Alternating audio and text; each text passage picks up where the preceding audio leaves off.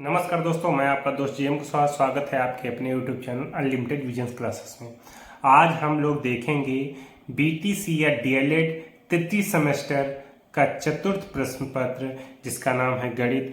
ये क्वेश्चन, इसमें जो क्वेश्चन आए हुए हैं तो काफ़ी आसान, लेकिन जिस हिसाब से बच्चों से जब पूछो तो लगता है कि काफ़ी कठिन है। उनके लेवल से कठिन नहीं, बस उनके हड़बड़ाहट और समय का मैनेजमेंट नहीं होने के कारण, क्योंकि समय 1 घंटा होता है और जिस हिसाब से क्वेश्चन है उस हिसाब से उनको लगता है नहीं हो पाएगा, पहले ही दिमाग में नेगेटिविटी आ जाती है। तो उस हिसाब से हम बारी बारी करके क्वेश्चन को देखेंगे। और यहाँ पर क्वेश्चन जो हैं 18 हैं जिनको हम विकल्प से उठाएंगे, वस्तुनिष्ठ प्रश्न जो हैं वहाँ से चलेंगे। तो यहाँ पर सबसे पहले क्वेश्चन जो दिया हुआ कह रहा है कि एक क्वेश्चन है x³ + 2x² + 5x + 10 का गुणनखंड ज्ञात कीजिए। तो गुणनखंड इसका जैसे ज्ञात करना है तो ये देखो, ऐसे आप इनको दो खंडों में विभक्त कर लीजिए। दो खंडों में जब इनको विभक्त करेंगे तो सबसे नंबर एक जो यहाँ पर x² यहाँ से कॉमन निकाल लीजिए और यहाँ से 5 कॉमन निकाल लीजिए। देख लीजिए यहाँ पर, जैसे मान लीजिए आपके बाद में क्वेश्चन कुछ इस तरीके से दिया है, तो यहाँ पे आप करिए ये कि x² कॉमन निकाल लीजिए। अंदर जो बचेगा वो बचेगा x + 2 और दूसरे से 5 कॉमन निकाल लीजिए, बचेगा x + 2। अब दोनों ये कॉमन है, इनको एक जगह लिख लीजिए कुछ इस तरीके से, और ये एक जगह पर। तो ये आपका विकल्प जो ये होगा, इस टाइप का विकल्प, वही आपका सही हो जाएगा। तो यहाँ पर देख लीजिए कौन सा सही है। तो यहाँ पर 2 नंबर सही है। चलते हैं नेक्स्ट क्वेश्चन पर। यहाँ पर दिया हुआ है यदि log बेस a3 की घात x + 2, यहाँ पर जो ये दी है दोनों तरफ सेम है, तो हम घात की और ये जो आधार, ये चीज, ये जो नंबर लिखा है इसकी तुलना हम इससे करवा देंगे। तो यहाँ पर आधार भी सेम है तो हम करवाएंगे 3x मतलब घात में, फिर 243 कुछ इस तरीके से। अब 3x पावर जो है और ये है आपका 3 की पावर 5, तो x + 2 5, इसकी घात बराबर इसकी घात, तो x बराबर ये 5, ये 2 उधर जाएगा तो घट जाएगा, 3 आ जाएगा। इसका आंसर ये पहला नंबर ठीक है, इस तरीके से हो जाएगा। अब लिखा है कमरे के फर्श का क्षेत्रफल 48 वर्ग मीटर, यदि इसकी ऊंचाई 5 मीटर हो तो कमरे का आयतन। देखो ये क्षेत्रफल दिया हुआ है, तुम्हें पता है आयतन में, ये आयतन जो होता है 3D होता है, 3 भुजाओं का उसमें गुणनफल ही आयतन कहलाता है। तो 2 भुजाओं का गुणनफल ये दिया हुआ है वर्ग मीटर, मतलब मीटर जो है वर्ग में है, 2 बार है, तो ये 48 दिया हुआ है और ऊंचाई हमको और दे दी है। तो हम सीधा सीधा कुछ नहीं, हमने बताया ना 3D का मतलब 3 चीज़ों का गुणनफल, तो यहाँ 2 चीज़ों का ये है, तो इसके गुणा करवा दीजिए 5 से, 8 × 40 और ये 240 आ जाएगा। इसका आंसर 240 मीटर क्यूब हो जाएगा। इसके बाद में नेक्स्ट क्वेश्चन चौथा नंबर है कि 2/5 को घातांकी रूप में कैसे लिखेंगे। 2/5 को घातांकी रूप में भाई कैसे लिखेंगे, तो 2/5 ऐसे और घात इस तरीके से, यही आंसर इसका हो जाएगा। तो ये वाला सही है। इसके बाद में दिया है यदि x और x वहां पर है विषम संख्या जो कि 3 से बड़ा या 3 के बराबर है, तो x की जगह पर हम क्या रखेंगे, 3 से बड़ा है या 3 के बराबर है। ऐसे ऐसे करके हम अनंत तक ले जाएंगे, क्योंकि उसमें कंडीशन नहीं बता रहा तो अनंत तक हम जा सकते हैं। इसके बाद में क्या कह रहा है, ये मान लो ये जो चीज़ हमने लिखी है किसके बराबर लिख ली, a, ये a के बराबर हो गई। अब b की जगह पर कितना है, 2 3 5 6 7 8, हमको b - a निकालना है। तो b - a का मतलब होता है जो कॉमन होते हैं कट जाते हैं, जो b में बचते हैं उसको हम लिख लेते हैं। जो कॉमन है उनको काट दो, ये कटा ये कटा ये कटा ये कटा ये कटा ये कटा, b में क्या बचा, 2 6 8 2 6 8, यही इसका आंसर है। 2 6 8 ये इसका आंसर हो जाएगा। अब चलते हैं नेक्स्ट क्वेश्चन पर। यहाँ पर जो नेक्स्ट क्वेश्चन है, नेक्स्ट क्वेश्चन अब है अतिलघुत्तरी। ठीक है, क्वेश्चन अब है अतिलघुत्तरी। तो लिखा है यदि 5 15 और x 105 का समानुपाती है तो x का मान ज्ञात कीजिए। तो यहाँ पर आपको करना कुछ इस तरीके से है, 5 अनुपात 15 समानुपात x अनुपात 105, अंदर अंदर और बाहर बाहर का गुणा करवाते हैं। तो 15x और 5 गुणा 105, तो 15 सत्ते 105, 5 सत्ते 35, तो x बराबर इतना आंसर आपका आ जाएगा। ठीक है, फिर लिखा है चेक कितने प्रकार के होते हैं। तो चेक कितने प्रकार के होते हैं, थ्योरेटिकल क्वेश्चन है। बेयरर चेक होता है, रेखांक जिसको बेयरर, अब देखिए ये समझिए, जैसे कोई एक चेक होता है, ठीक है, हमने अमाउंट भर के दे दिया उसके नाम से, राम को हमने अमाउंट भर के 5,000 दे दिया, तो ये चेक ले जाकर बैंक में, वो किसी की भी चेक हो, अगर नाम से काटी गई तो बैंक में जाएगा और उसको जितने रुपए उसमें भरे होंगे वो रुपए बैंक वाले उसको दे देंगे। लेकिन जब हम इसे कहते हैं बेयरर चेक, बेयरर चेक। अब रही बात दूसरी चेक को, यही सेम चेक मानो और इस पे हमने ऐसे लाइन खींच दी, लाइन खींचने में ही ये अकाउंट पे ही चेक हो जाती है। अब ये रेखांकित चेक कहेंगे। अब ये उस इंसान राम के डायरेक्ट हैंड कैश नहीं मिलेगा पैसा, अब इसके खाते में जाएगा। अगर इसका खाता उस बैंक में है तो, या उस बैंक में है किसी दूसरे बैंक में हो, उसमें जाएगा, इसको हैंड में कैश नहीं मिलेगा। और जब तक ये लाइन नहीं खींची थी तो हैंड में कैश वो ले सकता था। तो आप दो प्रकार, एक नंबर का है, दो प्रकार के लिख देते काफ़ी था। अब इसके बाद में है 8 नंबर। 8 नंबर में क्या करा, 40,000 का 8 से 1/2 वार्षिक ब्याज की दर से 4 वर्ष का साधारण ब्याज क्या होगा। तो ये तो बड़ा आसान है। ब्याज बराबर सूत्र क्या होता है, ब्याज बराबर होता है मूलधन, तो 40,000 इसमें जैसे लिखा है 40,000 गुणा 17/2 और ये आ जाएगा 4 और बटे 100 जैसा कि होता है। ये ऐसे आप कर लीजिए, इसको आप इससे काट दीजिए, 200 आ गया। ठीक है, ये इससे काट गुणा करवा दीजिए, 800 गुणा 17। अब इनका आप गुणा करवा दीजिए, जितना आ जाएगा वही उसका ब्याज हो जाएगा। अब क्वेश्चन नंबर 9 है। क्वेश्चन नंबर 9 थोड़ा केवल लॉन्ग है, 1 नंबर के अनुसार नहीं था फिलहाल, 2 नंबर के अनुसार होना चाहिए था, लेकिन इसको आप स्टेप बाय स्टेप हल करेंगे, आराम से हल हो जाएगा। तो इसको जब हम हल करेंगे तो करेंगे कुछ इस तरीके से। मान लीजिए जैसे क्वेश्चन यहाँ पर है आपका a + b + c² + 2a + b + c और ये फिर है a - b - c और फिर है कुछ इस तरीके से a - b - c का होल स्क्वायर। तो इसमें कुछ नहीं करना है, आप इसका फार्मूला खोल लीजिए। फार्मूला होता है a² + b² + c² + 2ab 2bc और 2ca। इसके बाद में 2 को बाहर रख लिए, आप बारी बारी से गुणा करवाएंगे। इसका गुणा जब इससे करवाएंगे a², फिर इसका इससे करवाएंगे ab ac, फिर इसका इससे करवाएंगे तो -ab, इसका इससे करवाएंगे -b², इसका इससे करवाएंगे -bc। अब इसका इससे करवाएंगे -ac, इसका इससे करवाएंगे -bc, अब इससे करवाएंगे c²। अब यहाँ पर ये इसका भी फार्मूला आप खोल दीजिए। फार्मूला जब खोलेंगे तो आ जाएगा आपका a² b² + c²। अब आ जाएगा -2ab, इनका गुणा होगा, माइनस हो जाएगा -2c। अब जैसे bc दोनों जब माइनस के तो प्लस हो जाएगा bc। अब इनका गुणा होगा -2ca, ये हो जाएगा। ठीक है, अब जो चीज़ें कटने वाली काट सकते हैं आप, जैसे इसको आप इससे काट सकते हैं। ठीक है, 2ab को आप इससे काट सकते हैं।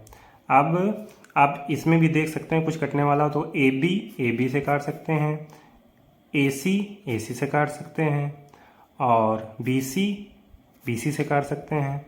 अब यहाँ पर क्या होगा, ये जो चीज़ है इनको जोड़ लीजिए, तो 2a² 2b² और 2c²। ठीक है, और 2bc तो 4bc।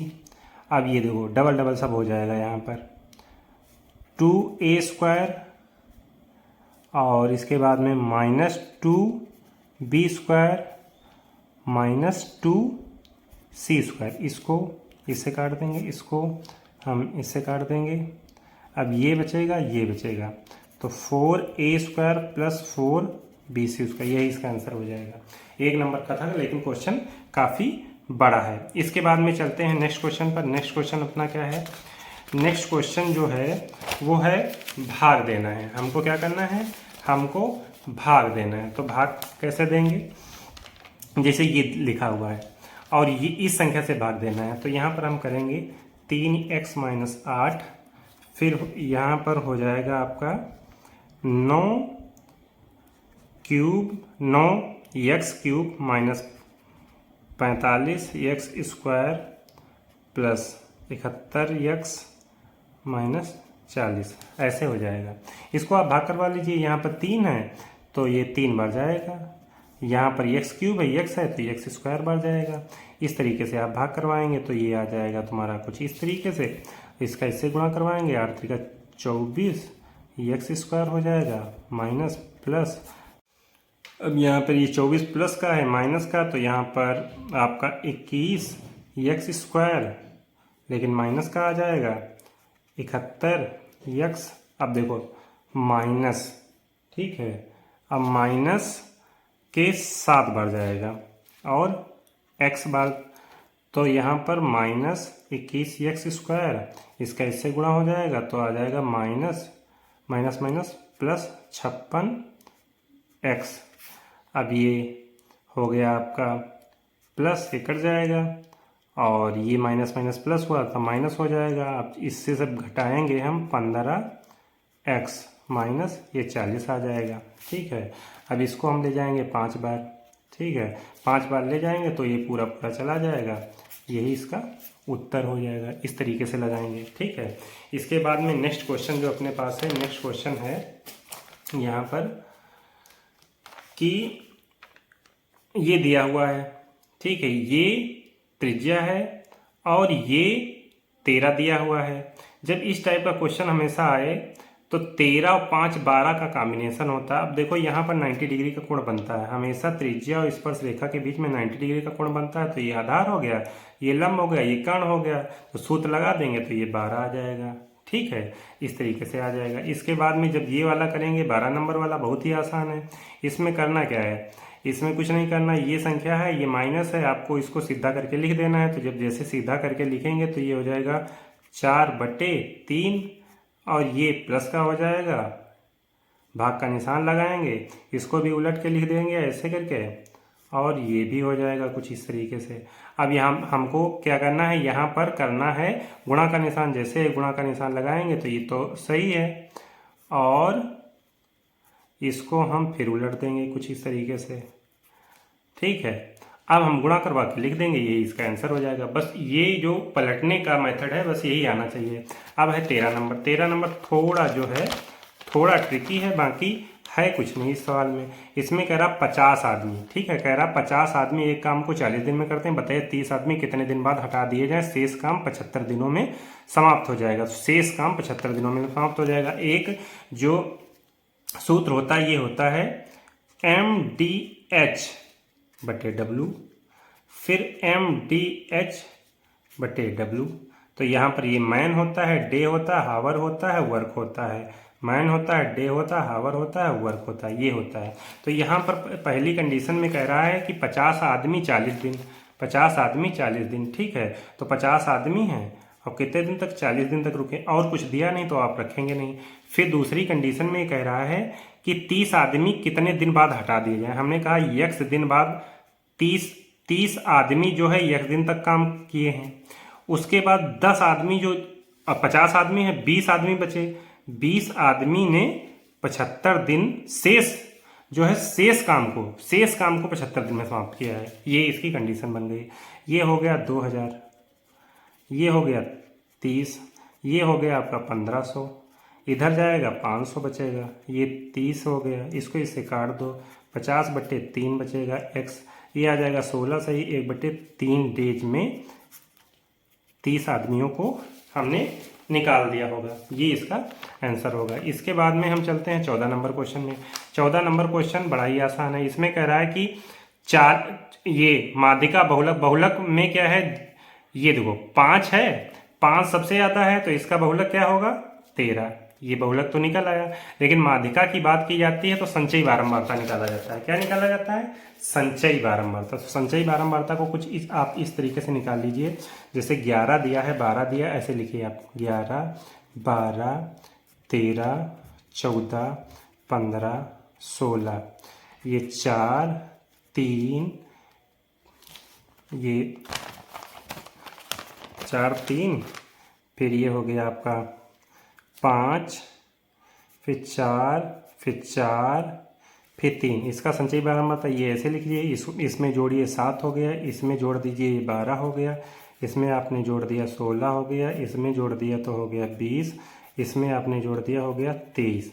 ठीक है, अब 23 इसका जब जोड़ेंगे n बराबर कितना आ जाएगा? 23 आ जाएगा। ठीक है, n बराबर कितना आ गया? तो माध्यिका जब विषम होता तो कैसे लगाते हैं? n/2 वा पद।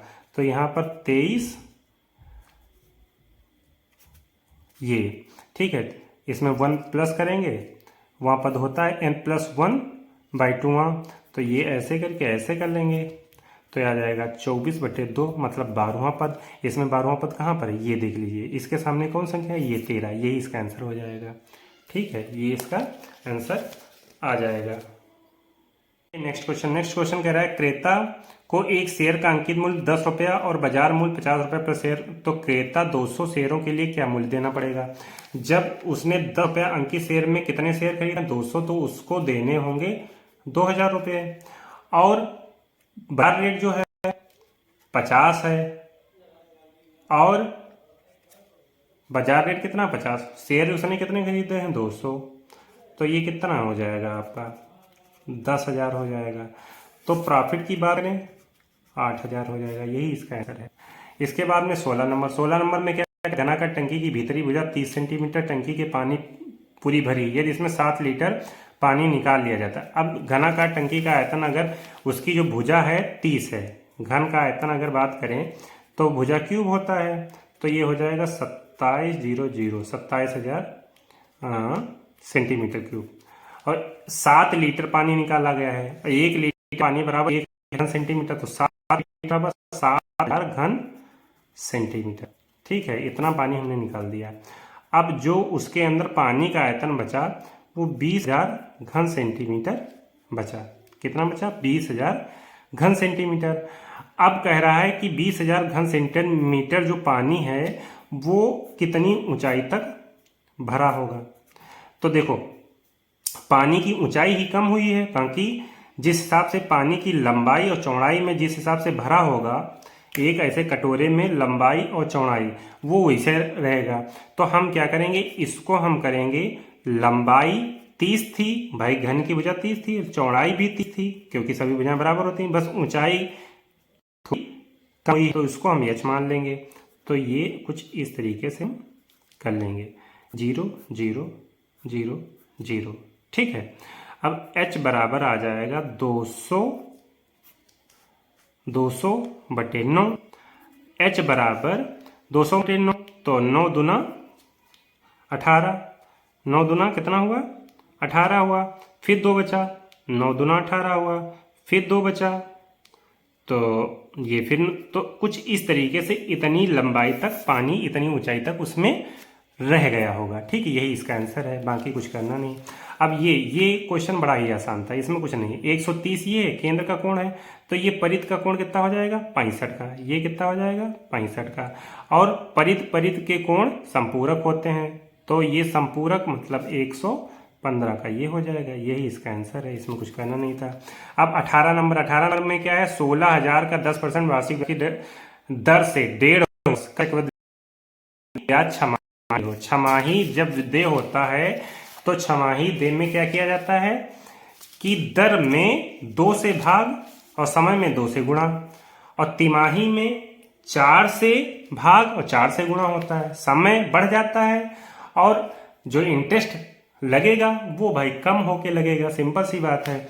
तो यहाँ a बराबर p 1 + r/100 n, तो a बराबर यहाँ पर कितना है? 16,000 की बात की जाएगी, तो 16,000 1 प्लस, और दर आधी हो जाएगी 5/100, और ये 1.5 का 3 हो जाएगा, 2 से गुणा हो जाएगा, 1.5 वर्ष है तो 3 हो जाएगा, दुगना हो जाएगा। ये इसे कटे 20 21 तो 16,000 गुणा, ये आपका हो जाएगा 21 गुणा 21 गुणा 21 बट्टे 21 गुणा 20 गुणा 20।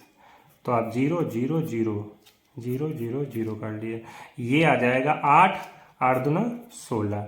अब इनका आप तीनों 21 21 का गुणा 2 का गुणा करवाइएगा, जितना आ जाएगा वही आपका चक्रवृद्धि मिश्र धन होगा।